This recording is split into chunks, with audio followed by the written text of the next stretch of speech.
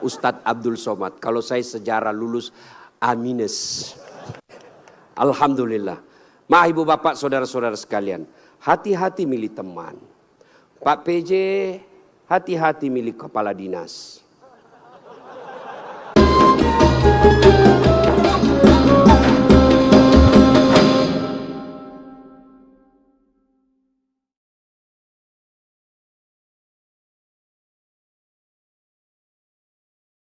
Saudara-saudara sekalian, insya Allah kita tidak akan mati dalam keadaan berjudi.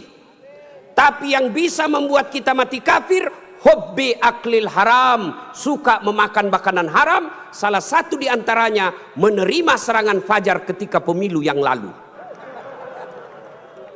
Kau tepuk tangan baru kau semua pelakunya. Hei,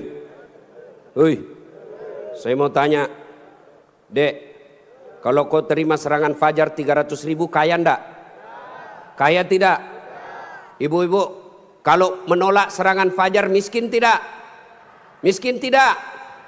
Tapi yang pasti bulan 11 kalau kau terima serangan fajar, itu maknanya kau hancurkan Provinsi Riau yang ditegakkan dan dibangun oleh para ulama.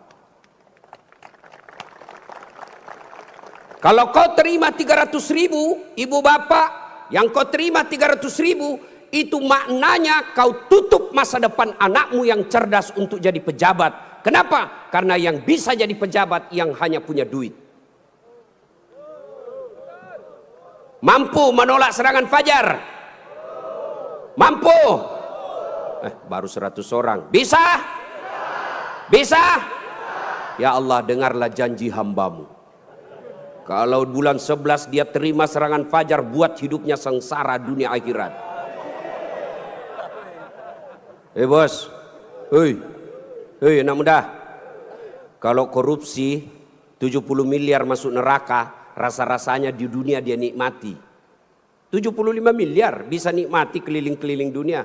Tapi kalau 300.000 masuk neraka, itu namanya beleng-beleng. Wa qala idzan bismillahirrahmanirrahim. Innallaha wa malaikatahu yusalluna 'alan nabi. Ya ayyuhalladzina amanu sallu 'alaihi wa sallimu taslima. Sesungguhnya Allah dan para malaikatnya berselawat kepada Rasulullah Muhammad sallallahu alaihi wasallam. Maka wahai orang-orang yang beriman, berselawatlah kalian kepada Rasulullah dengan sebaik-baik salawat. Sadaqallahul azim, maha benar Allah dengan segala firman-Nya. Bapak Ibu saudara-saudara sekalian, teristimewa para tuan-tuan guru yang hadir di tempat ini, terkhusus guru saya Profesor Abdul Somad DESA LC yang insya Allah dimuliakan dan dirahmati oleh Allah Subhanahu wa taala. Beliau orang Melayu, saya orang Bugis. Orang Melayu perbedaannya, kalau orang Melayu takut sama istrinya, tidak percaya dengar tadi puji-puji istri, karena siaran langsung. Ditengok istri di rumah macam-macam, tidak ada.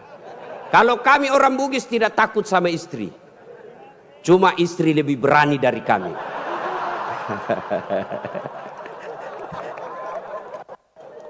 Kita serius dulu, ini kumpul keluarga. Ya, suatu kali Umar bin Khattab bertanya kepada sahabatnya yang masih muda, tapi dia ahli ilmu hikmah. Namanya Ubay bin Ka'ab. Umar bertanya, Ubay, apa sih makna daripada takwa? Umar bertanya kepada anak muda karena dia ahli hikmah. Apa makna dari takwa sebenarnya? Lalu Ubay bin Ka'ab balik bertanya kepada Umar. Umar, pernahkah kamu berjalan bersama Rasulullah? Pernah? Melewati jalan-jalan yang tebing? Iya. Apakah ketika Nabi menemui jalan yang banyak tebing, cadas, banyak batu-batu runcing, apakah Nabi mundur ke belakang? Kata Umar, tidak. Terus saya melihat Nabi melincingkan tangannya lengan. Lalu kata Umar bin Khattab, Nabi mengambil gamisnya naik ke atas, kurang lebih seperti ini. Lalu kemudian Nabi berjalan dengan berhati-hati. Cara lagi. Lalu kata Ubay bin Ka'ab, itulah takwa, kehati-hatian.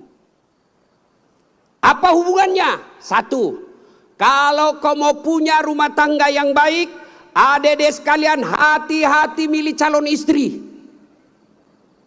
Jangan kau pilih karena dia cantik, karena kau akan menderita bayar ongkos kecantikannya. Lalu bagaimana cara pilihnya? Kata Nabi, satu, lihatlah kecantikannya. Ini cantik penting, tapi tidak boleh prioritas. Kenapa? Cantik ada masanya, cantik subjektif. Tanya Ustadz Abdul Somad, siapa yang cantik? Tanya Ustadz Das'at Latif, tentu akan terjadi pertengkaran.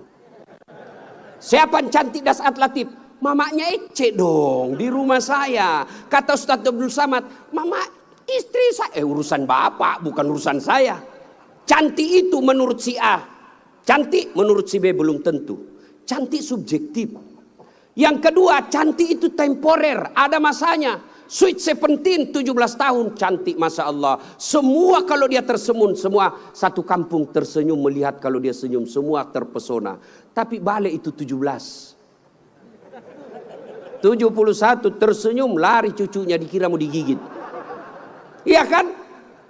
Cantik penting. Kenapa penting Ustadz? Karena dia hampir 24 jam bersama kita. Baru bangun, ada lagi. Mau makan, dia lagi depan kita. Pulang kantor dakwah, ada lagi sih dia. Keluar kamar mandi, aduh dia lagi. Jadi kalau jelek casingnya, biasanya kita cepat ganti casing. Cantik penting, tapi tidak boleh prioritas. Karena kalau cantik, kau akan kecewa suatu saat. Yang kedua kata Nabi, lihat keturunannya. Keturunan penting tapi tidak boleh prioritas. Kenapa? Ada orang bapaknya Nabi, ternyata anaknya pengkhianat. Nabi Nuh. Ada orang bapaknya penyembah berhala tapi anaknya jadi Nabi, Ibrahim alaihissalam. Penting kau lihat keturunan tapi tidak boleh prioritas. Kenapa? Karena itu hidayah datang dari Allah. Yang ketiga kata Nabi, pilihlah dia karena kekayaannya. Penting cari orang kaya. Kenapa? Mudah-mudahan kata orang Bugis, koma bene ko sapak ko yerong kai mo suroi maceket-ceking. Artinya kalau kau beristri, kau lihatlah mana yang bisa kau nyangkut kalau kau jatuh. Penting. Rasulullah menikah dengan Siti Khadijah, janda kaya di Makkah waktu itu. Penting cari kaya, tapi jangan prioritas. Kenapa? Kekayaan ada batasnya. Dia kaya Ustadz. Iya kah? Iya kaya. 7 turunan tidak akan miskin. Masalahnya dia turunan ke-8. Yang keempat kata Nabi, pilihlah karena agamanya. Wah, bertanya mahasiswa saya di Unhas. Ustadz, kenapa agama nomor 4? Mestinya kan nomor 1. Saya bilang jangan salah dek. Agama nomor 4 tapi tidak titik di situ, koma. Ada stressingnya, dikasih board cetak miring, tebal. Utamakan agama, dengan agama kau bisa dapat semuanya. Mencari perempuan cantik, kaya, keturunan baik-baik, baik agamanya, 100 orang belum tentu ada 1. Kalau Ustadz Abdul Somad tahu di Pekanbaru ada seperti itu, tunjukkan saya. Saya juga masih mau. Iya, tapi yang banyak kan cantik wajahnya, otaknya heng. Kaya lagi, mukanya kayak kesurupan. Maka mendapati sempurna tidak mungkin. Tapi makanya Nabi katakan, utamakan agamanya. Adik-adik sekalian, kalau kau melihat perempuan, lihatlah agamanya. Cewek-cewek yang hadir di tempat ini, bapak-bapak yang punya anak gadis, lihatlah agamanya. Gimana cara lihat agamanya? Gampang, paling gampang. 1, lihat dia rajin tidak berjamaah ke masjid. Kalau dia rajin berjamaah ke masjid, lihat dulu masanya kapan. Kalau dekat pencoblosan, hati-hati, bisa jadi itu pencitraan.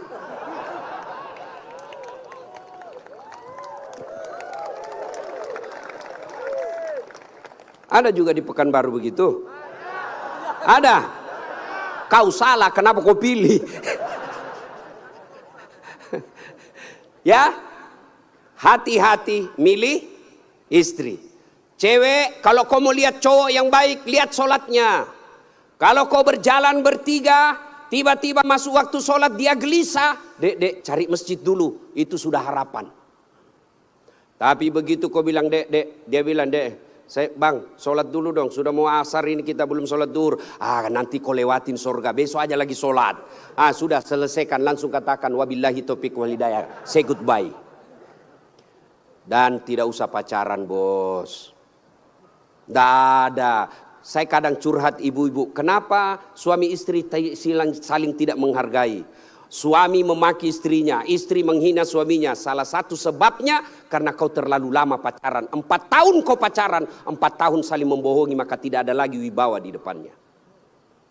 Adik-adik cewek, jangan terlalu lama dipacari. Begitu kalau ada cowok senang kamu, kalau kau senang saya, lamar saya tunggu kau minggu depan.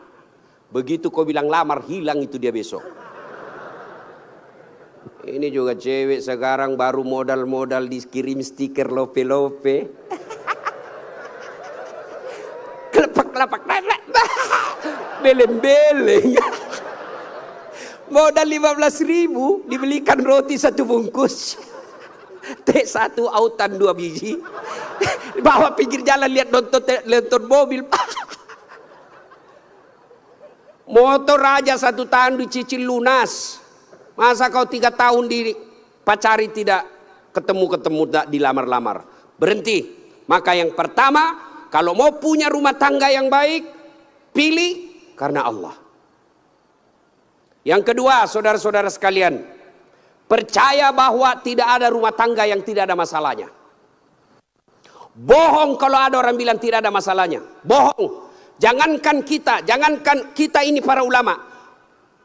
Ustaz Dasat Latif, adik-adik pikir tidak ada masalah saya. Besar masalah saya, apalagi setelah viral. Apa masalah saya sekarang paling besar? Banyak janda-janda curhat. Ustaz, adakah doa-doa penenang jiwa? Saya kirimilah doa-doa penenang jiwa. Lama-lama dia bilang, Ustaz, alhamdulillah jiwa saya sudah tenang. Maukah Ustaz menjadi imam dalam hidupku? Saya bilang, mohon maaf Bu, saya bukan imam, saya penceramah. Ustaz Abdul Somad, Bapak pikir tidak ada masalah? Banyak masalahnya. Mau kawin lagi takut sama istrinya. Ini semua ini muka-muka penuh masalah ini. Ini tadi ini PJ. Bapak pikir tidak ada masalahnya. Sudah jadi PJ, apa masalahnya? Mau jadi gubernur, mau jadi wakil gubernur. Semua orang punya masalah. Coba lihat Pak, dalam hidup ini jangankan pajak jabatan, dalam rumah tangga coba lihat. Waktu kita sarjana apa masalah kita? Mau kerja, sudah kerja selesai masalahnya? Enggak. Mau jadi kepala bagian, sudah jadi kepala bagian selesai masalahnya? Enggak. Mau jadi kepala dinas, sudah kepala dinas selesai masalahnya? Mau jadi sekda, sudah jadi sekda selesai masalahnya? Mau jadi gubernur, sudah jadi gubernur selesai masalahnya? Enggak. Mau 2 periode, sudah 2 periode selesai masalahnya? Ditangkap KPK. Nah, ada orang tidak ada masalahnya Pak. Semua orang punya masalah. Iya kan? Maka percaya semua orang punya masalah. Adik-adik, kalau istrimu cantik kau kira bukan masalah? Istri cantik digoda orang, masalah. Apalagi kalau jelek suaminya. Lebih masalah lagi. Berarti bagus kalau jelek istri jelek dihina orang, masalah. Apa masalahnya? Kita lagi yang malu jalan sama dia. Jalan aja, duluan aja dek, nanti kita ketemu di gedung. Sampai di gedung, mana kau bang? Anda jadi dek, saya mencret. Istri cantik masalah, tidak ada istri juga masalah. Jangankan kalian, kurang apa mulianya Rasulullah, kurang apa cintanya Allah kepada Rasulullah. Sampai Rasulullah dijelaskan, andai bukan karena engkau Muhammad, saya tidak ciptakan dunia dan isinya. Karena cintanya Allah kepada Nabi. Apakah tidak ada masalahnya? Allah Karim, belum lahir sudah ada masalahnya. Apa? Yatim, bapak sudah wafat. Lahir, baru beberapa hari diambil sama ibu susunya 4 tahun. Kembali ke ibunya 6 tahun sudah wafat. 2 tahun saja bersama ibunya. Ambil sama kakeknya, wafat lagi kakeknya. Ambil pamannya, wafat lagi pamannya. Besar jadi nabi 40 tahun. Setelah jadi nabi, selesai masalahnya, diusir dari kampungnya. Siapa yang ngusir? Pamannya sendiri. Itu nabi, apalagi kalian yang tukang tipu. Mana ada, tidak ada masalahnya. Samping kanan saya ini banyak masalahnya juga Pak. Samping kiri saya Abdul bersaudara banyak juga masalahnya Pak. Maka Allah katakan, Das'at, seolah-olah Allah ingin berkata, Das'at, Abdul, kalau ada masalahmu mau jadi gubernur, bukan menjilat, bukan nyogok, tapi apa masalahnya? Kalau ada masalahmu Allah sampaikan, ista'inu bisabri wassalah. Sabar, perbaiki solatmu, saya yang selesaikan masalahmu. Jadi ibu-ibu kalau ada masalah dalam rumah tangga, sabar, yang kedua perbaiki solat. Jangan kau curhat di medsos. Tak kusangka kau begitu. Teganian kau. Emangnya kalau kau curhat di medsos, ada yang netizen yang bangun salat tahajud 8 rakaat untuk doakan kamu? Paling dia doakan kamu di status. Semoga bahagia ya. Hihihi. Memangnya itu status Tuhan mau baca? Maka begitu ada masalahmu, sabar. Sudah sosialisasi, sudah kampanye, sudah jual tanah, tidak terpilih. Sabar. Iya toh? Saya Pak, dulu Pak PJ 2014 ikut juga Pilwali di Makassar. Iya. Kalah? Tidak. Cuma yang menang lebih banyak suaranya. Saya tidak mau dibilang kalah. Nggak mau. Dia lebih banyak suaranya. Andai saja saya jadi wali kota waktu itu, saya tidak tampil di depan Masjid An-Nur ini. Allah kasih yang terbaik. Sabar. Yang kedua perbaiki sholat. Nah, dalam rumah tangga pasti ada masalah. Ustadz, jelek suami saya. Sabar ibu. Allah tahu itulah yang terbaik buat ibu. Kenapa? Karena kalau suaminya cakep, suaminya malu jalan sama ibu. Kenapa? Karena ibu juga jelek. Itu memang sudah. Ya. Nah, satu makna dari kisah yang saya sampaikan tadi, hati-hati memilih pasangan, hati-hati mengelola keluarga. Yang kedua, hati-hati memilih pemimpin. Hati-hati milih pemimpin. Saya kasih contoh adik-adik sekalian. Dalam berjamaah, siapa saja boleh jadi makmum. Dalam berjamaah, mulai profesor sampai orang awam boleh jadi makmum. Tapi jadi imam, hati-hati. Kenapa? Karena kalau salah imam, kacau sap. Ya toh? Pernah dengar kisah? Di Tesla ini penghafal Quran. Anak remaja yang pergi pondok menghafal Quran. Pulang dari pondok, Ramadan, Tarawih, disuruh, nak kaulah didengar hafalanmu. Dia jadi imam. Begitu jadi imam, tiba-tiba ada cicak jatuh. Kena telinganya. Namanya kaget, depresi, stres, hilang hafalan. Dia ingat-ingat apa sambungannya ini. Dia tidak ada, dia lupa betul apa sambungannya ini. Dia lupa betul, tiba-tiba dia bilang, Pak Imam tolong bantu di belakang. Dia bilang di belakang, saya juga tidak tahu. Tiba-tiba anak muda berteriak dari belakang sekali, bilang, kalau begitu ya sudah, Allahu Akbar. Siapa yang salah? Siapa salah? Imam. Contoh lagi, ini waktu saya kejadian di kampung, waktu saya masih SD. Sujud imam lama betul. Kenapa imam lama sekali nih? Ada kawan saya sekarang sudah jadi guru SMP di kampung. Dia angkat kepalanya, dia teriak, wih, lenyap imamnya. Bahasa Bugis dia bilang, hilang imam. Wah, kacau satu zaman masjid. Ternyata imam hilang, kita tunggu-tunggu lama sujud, tidak bangun, ternyata dia keluar. Selesai sholat ditanya, Pak Imam, kenapa keluar tinggalkan saf? Dia bilang, saya kentut nak. Pak Imam, lain kali kalau kentut, kasih bangun kepala supaya kita lihat kau keluar. Dia bilang, saya sengaja nak, saya malu kau lihat. Nah, siapa salah? Siapa salah? Siapa salah? Imam. Maka hati-hati milih imam. Insya Allah bulan 11 akan datang Provinsi Riau milih imam. Jangan kau salah milih imam. Kalau kau salah milih imam, kamu kalau bukan kamu yang dapat, yang pasti anakmu nanti ikut menderita. Ini Riau kan kaya. Saya pergi ke Dumai, gasnya besar, minyaknya luar biasa. Tapi kok masih ada orang Riau pergi jadi tenaga kerja di Malaysia?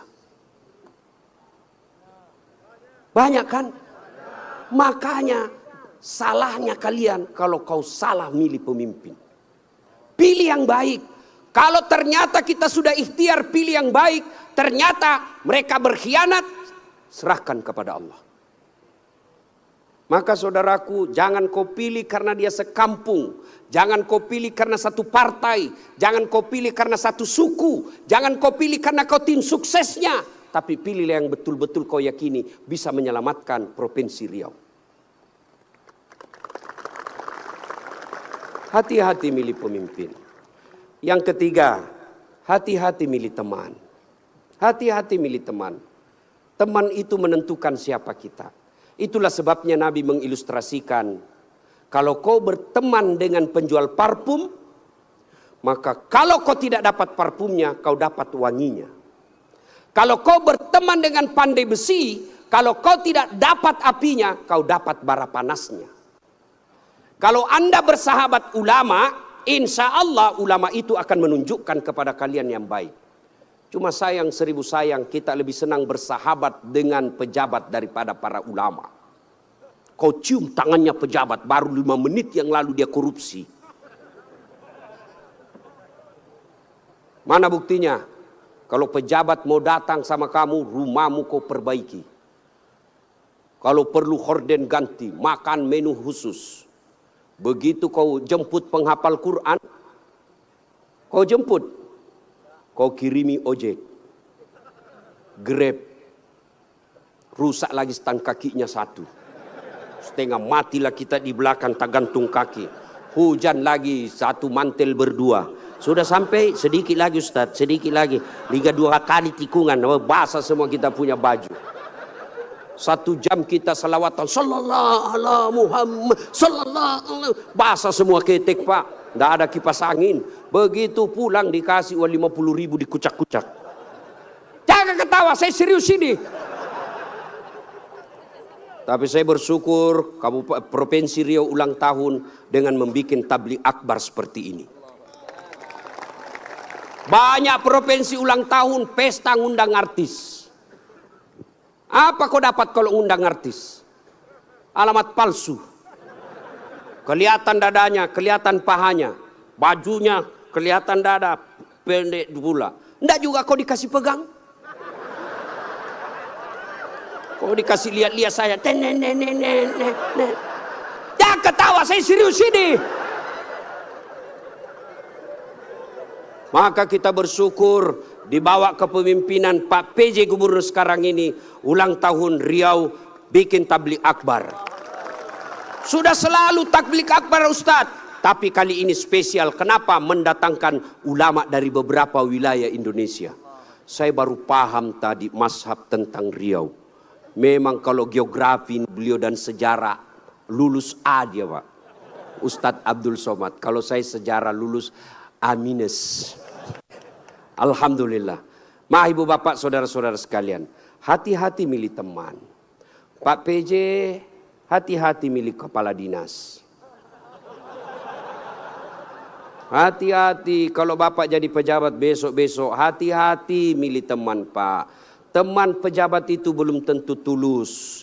Yang banyak para penjilat. Bapak mau buktikan, rasakan saja 3 hari yang akan datang Pak. Beda sudah temannya Bapak Pak. Iya, waktu kita mau rasakan Pak, bedakan rasa waktu Bapak masuk rumah dinas dengan meninggalkan rumah dinas. Waktu kita punya jabatan, siapa. Wah, begitu hilang lewat kita dia pura-pura tidak lihat. Maka keliru para pemimpin. kalau Allah berikan kepemimpinan lalu dia tidak gunakan untuk membela agama Allah. Saya biasa kasihan lihat pejabat, kan tidak semua orang dikasih nikmat jadi pejabat. Kalau ulama masuk surga masih ngantri Pak, masuk tapi masih ngantri, lama dia nunggu. Ulama Provinsi Riau masuk surga masih ngantri. Ulama NU, Muhammadiyah, MUI masih ngantri Pak. Ya toh? Tapi begitu katakan Gubernur Provinsi Riau masuk surga, tidak perlu ngantri, sendiri beliau masuk Pak. Cuma kadang banyak pejabat, bedanya dengan Nabi Yusuf. Nabi Yusuf di penjara dulu baru jadi pejabat. Pejabat kita jadi pejabat dulu. Kau yang bilang kau yang bilang. Apakah sepenuhnya salah pejabat? Bukan, salah sampean sedulur-sedulur. Kenapa sampean pilih kalau tahu dia pembohong? Sen kanan belok kiri. Maka kalau kalian benci pejabat-pejabat pelakuan seperti itu, tidak usah menjelek-jelekkan di medsos. Tidak usah memaki-maki di medsos. Kalian bisa kena pasal pencemaran nama baik. Gimana caranya? Balas di bulan 11 nanti. Jangan kau pilih mereka yang suka bohong. Selesai urusan. Pesan khusus, boleh berbeda pilihan, tapi jangan kau berpecah belah. Jangan baper solat politik. Jangan percaya janji-janji tim sukses. Masih ingat pemilu 2019? Masih. Siapa yang bertanding? Bapak Joko Widodo dengan Bapak Prabowo. Siapa yang menang? Bapak Joko Widodo. Siapa menterinya? Bapak Prabowo. Satu paket. Kalian bertetangga sampai sekarang masih musuhan.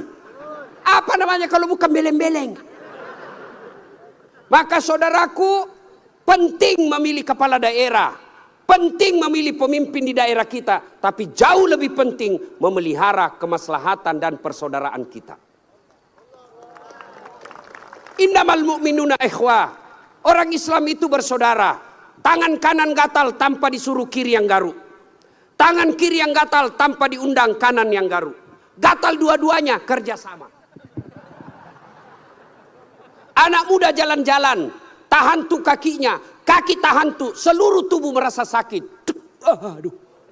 Padahal kaki tahan tuh, mulut. Tiba-tiba mata juga bereaksi. Dia cari mana yang luka. Bereaksi berikutnya, tangan mengusap. Mulut meniup. Padahal kaki yang luka. Tidak ada orang kakinya tahan tuh. Rasa kopi jalan lagi. Begitu mestinya kita di Riau, satu sakit yang lain ikut merasakan. Ya, jangan berpecah belah, bersatu. Politik proses 5 tahunan. Tidak senang, tidak usah jelek-jelekkan. Cukup, jangan dipilih. Kalian tim sukses, jangan bodoh-bodohi masyarakat. Kalian para calon, jangan kau sogok rakyatmu. Kalian rakyat, jangan kau peras calonmu. Selesai. 5 tahun saja. Jangan sampai pemilih kepala daerah kita meninggalkan dosa jariah dan meninggalkan perpecahan di antara kita. Ya, adik-adik sekalian, banyak yang ingin kita sampaikan. Tapi waktu yang sangat terbatas. Pesan khusus, jaga persaudaraan, jangan berpecah belah. Ya. Nah, berikutnya, belum. Terus. Saya bukan calon. Yang terus Pak PJ saja. Nah, adik-adik sekalian, saudara-saudaraku yang saya hormati. Berikutnya, dalam rumah tangga, ketika ada masalah, ketika ada masalahmu tadi itu, sabar, sholat. Saya sudah sholat Ustadz, kenapa masalah saya tidak selesai? Kok tidak ikhlas? Hayya 'alas shalah, asar lagi. Saya sholat Ustadz. Betul kau sholat, tapi main-main. Allah. Ya kerabu. Malik yaumiddin. Ada malah sholat kayak ndak makan aja.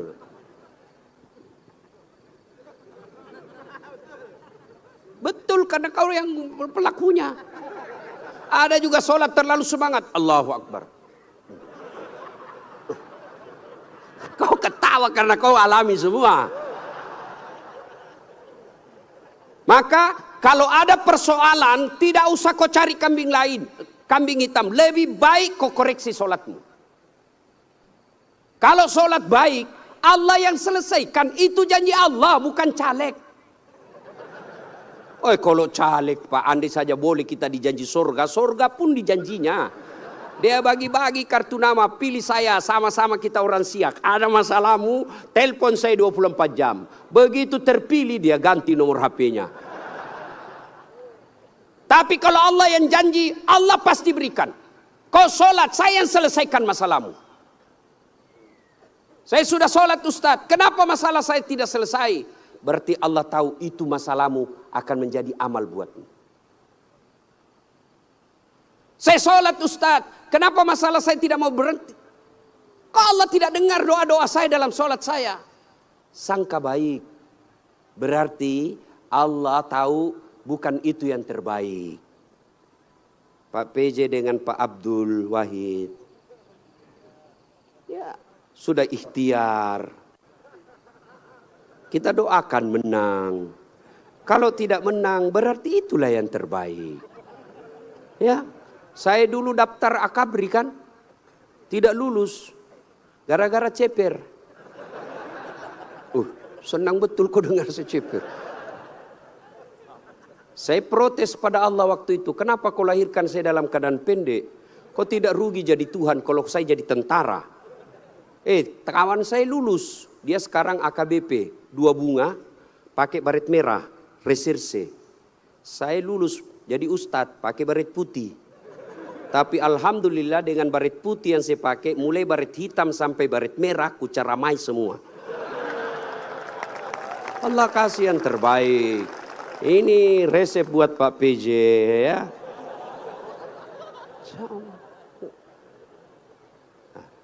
Saya berdoa Ustadz, kok tidak Allah kabulkan? Berapa lama kau berdoa? Tahu Nabi Zakaria? Itu Nabi Zakaria minta anak sejak usianya 21 tahun. Kapan Allah kasih? 90 tahun sampai Zakaria sendiri berkata, tidak mungkin saya punya anak ini, saya sudah tua. 21 tahun, 90 tahun baru Allah kabulkan. Itu Nabi. Puluhan tahun baru Allah kabulkan. Kamu berdoa pagi mau malam. Dikasih, padahal kau tukang tipu. Istrimu aja kau tipu. Alasan rapat, ternyata pergi merapat. Mau dikabulkan doa. Emangnya ada orang dalam? Ya, ada masalah, saudaraku perbaiki sholat. Kecil buat Allah, adik-adik nih, adik-adik. Kecil buat Allah, kasih apa yang kamu mau. Saya kasih contoh, paling sederhana. Ada kau punya 2 sahabat. 1 5 kali ketemu sehari. 1 cuma sekali ketemu 1 hari. 1 minggu. 1 5 kali ketemu, dan kalau dia ketemu dia bawa oleh-oleh 5 kali sehari. 1 cuma sekali sepekan, itu pun tidak bawa oleh-oleh. Mana kalian lebih senang? Yang mana? Yang rajin ketemu dan bawa oleh-oleh. Maknanya apa? Sholatmu 5 kali sehari semalam, begitu mau cinta kepada Allah, Allah pasti cinta kalian sudah 5 kali sehari semalam. Kalian yang hari Jumat saja, paling terlambat datang, paling cepat pulang, orang khotbah kau tidur, ada masalahmu, pasti Allah tidak perhatikan. Kasih lagi contoh sederhana. Saya sahabat dengan Pak PJ. Saya datang ke sini ke Pekanbaru. Assalamualaikum Pak PJ. Saya mau ke pondoknya UAS tapi saya tidak ada mobil. Oh Pak PJ katakan, aduh saya lagi di Jakarta ini Ustaz. Tapi don't worry, be happy. Tahu kan artinya itu? Pokoknya tahu sajalah. Saya lagi di Jakarta, Pak tenang Ustaz. Pak PJ telepon ajudan. Ajudan siap.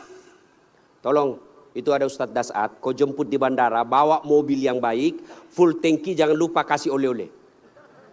30 menit kemudian datang ajudan, Pak Ustadz, ini mobil silakan Pak Ustadz pakai selama Ustadz di Pekanbaru, ini bensin full, ada pembeli oleh-oleh. Selesai masalah saya. Kenapa? Saya akrab sama Pak PJ. Sebaliknya ada pula datang dari Sulawesi, tidak pernah kenal, tidak pernah ketemu, tidak pernah dengar nama, datang. Assalamualaikum Pak PJ, saya ada di bandara, boleh pinjam mobilnya? Siapa dia telepon Pak PJ? Kapolres. Tangkap dia, tukang tipu itu, tidak kenal kok tiba tangkap dia, tangkap, pasti tukang tipu. Begitu juga kalian, tidak pernah sholat, sholatnya cuma hari Jumat, paling terlambat datang, cepat pulang, orang khotbah kau tidur. Tiba-tiba ada masalah dalam rumah tangga. Ya Allah, saya sudah capek hadapi istri saya. Ya Allah, saya sudah capek hadapi suami saya dia. Ya Allah, tolonglah saya, kata Allah. Malaikat karena dia sudah capek hidup, cabut nyawanya.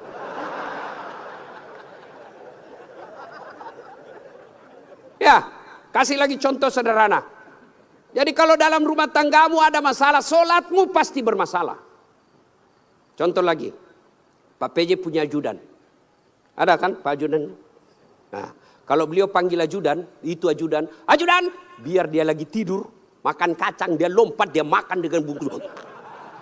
Siap, siap, siap, siap Pak, siap Pak, siap Pak. Iya Pak ya. Nah. Mana ada ajudan dipanggil, ajudan, tunggu dulu Pak. Kau bilang tunggu, dimutasi kau jadi Satpol PP. Polisi setengah. Ada polisi. Biasanya polisi Satpol PP itu pegawai honor. Namanya PTT, pegawai tidak tetap. 5 tahun kemudian TTP, tetap tidak pegawai. Itu pegawai honor biasanya itu. Dan saya tahu lagunya kalau pegawai honor. Berakit-rakit dahulu, berenang-renang ke tepian, sakit-sakit dahulu, susah-susah dahulu, lalu kemudian tetap susah. Nah, tuh Pak PJ panggil ajudan, ajudan siap. Coba kalau dia bilang tunggu Pak, ajudan, Bapak tidak lihat saya sibuk. Tidak mungkin. Itu Pak PJ pun padahal ada pensiunnya, ada mutasinya, ada wafatnya. Takut betul manusia sama manusia. Coba Allah panggil kalian. Hayya 'alas shalah. Apa jawaban kalian? Meeting. Lagi ada pembeli. Hayya 'alal falah. Sini saya kasih kau kemenangan. Adik-adik tahu enggak itu artinya? Hayya 'alal falah. Sini saya kasih kau apa yang kamu mau. Itu hayya 'alal falah.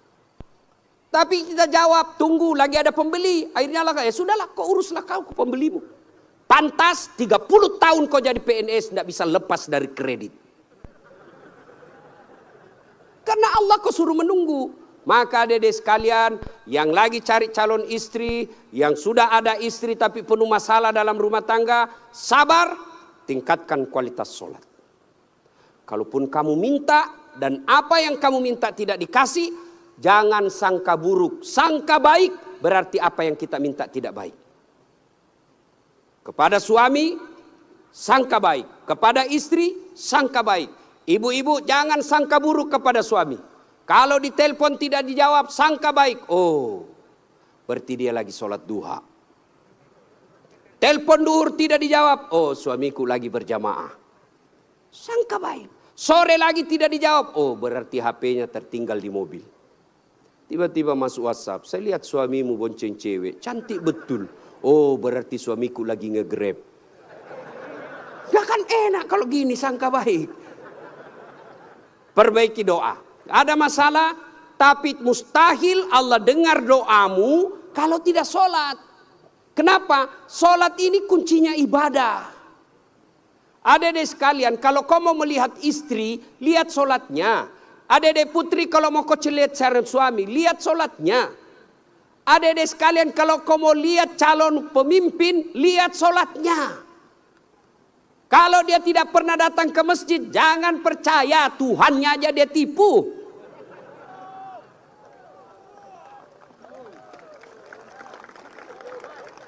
Ya, sholatnya. Apalagi kalau dia jadi imam pasti sholatnya, Masya Allah.